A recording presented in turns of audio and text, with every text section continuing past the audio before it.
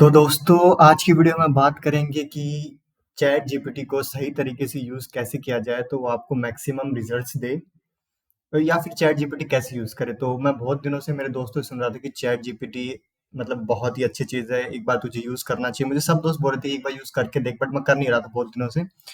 तो मुझे मैं पहले भी एक टू डू ऐप बना चुका था जो विदाउट रिडक्स थी।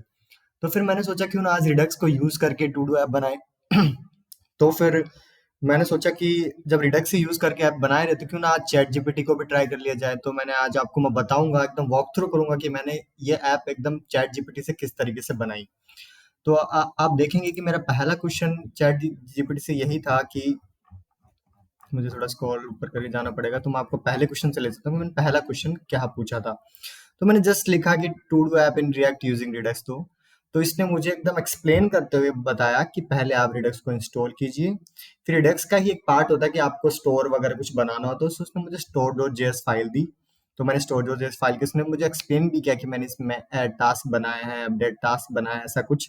तो फिर इसने मुझे कंपोनेंट्स फाइल्स भी दी, दैट है टास्क डॉट जेएस फाइल्स दी।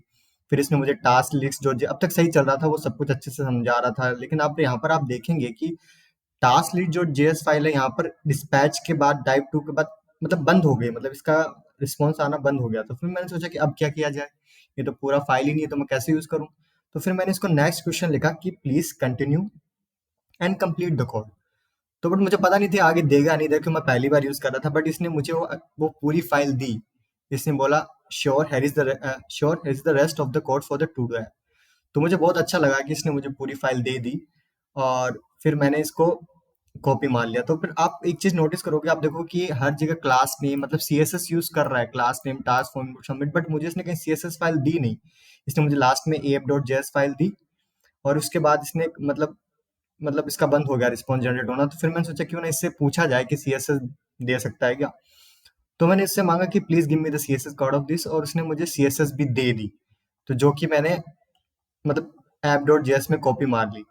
फिर लेकिन मैंने इसको सारे कोड को कॉपी मारा, बट मुझे कुछ एरर दिखाने लग गया ये। तो फिर मैंने वो एरर सीधा यहाँ लिखा इतना और आगे लिख दिया कि भाई ये लाइन एरर दिखा रही है। फिर इसने क्या किया, इसने लिखा कि आई अपोलोजाइज फॉर दिस एरर। तो इसने मुझे एरर के लिए अपोलोजाइज किया और फिर इसने एरर सही करके भी मुझे फाइल वापस दी जो टास्क फॉर्म जेएस फाइल थी। बट ये टास्क फॉर्म जेएस फाइल उसने मुझे पहले कभी दी ही नहीं थी। इसने मुझे टास्क लिस्ट दिया था, टास्क दिया था।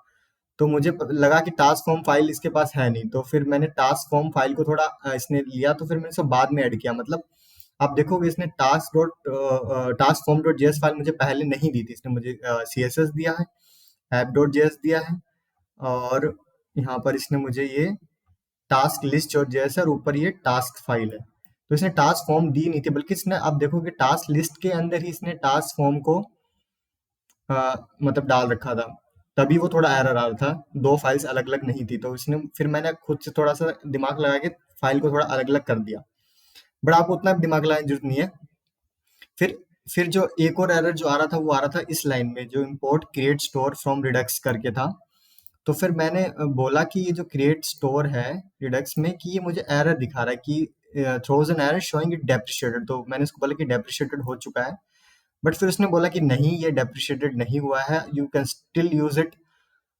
बट फिर बट उसने मुझे फिर बोला कि स्टिल यूज कर सकते हो। बट मैंने फिर इसको लिखा कि they are telling to use configure store in place of create store. तो मैंने इसको थोड़ा बताया कि वो ऐसा बोल रहे हैं कि मुझे कॉन्फ़िगर स्टोर को यूज करके आपको स्टोर बनाना है। फिर चैट जीपीटी को थोड़ा समझ में आया, अच्छा तो आप ये कहना चाहते हो कि आप कॉन्फ़िगर स्टोर से बनाना चाहते हो। तो फिर उसने मुझे कॉन्फ़िगर स्टोर यूज करके स्टोर बना के दिया। बट आप देखोगे कि ये रूट रिड्यूसर यूज कर रहा है, बट ये उसने मुझे नहीं दिया। तो फिर मैंने उसको बोला कि मुझे पूरा कोड दीजिए स्टोर डॉट जेएस का। तो फिर इसने मुझे सेम कोड दे दिया, बट इसने वही रिड्यूसर्स नहीं दिया मुझे इसने। फिर मैंने फिर मुझे ऐसा लगा कि शायद ये मुझे जनरल एग्जांपल दे रहा, मतलब जनरल आप स्टोर कैसे बनाते हैं, शायद टू डू ऐप के लिए मुझे स्टोर बना के नहीं दे रहा। तो फिर मैंने उसको स्पेसिफिकली लिखा, please give me the store dot JS for to do app which I asked earlier.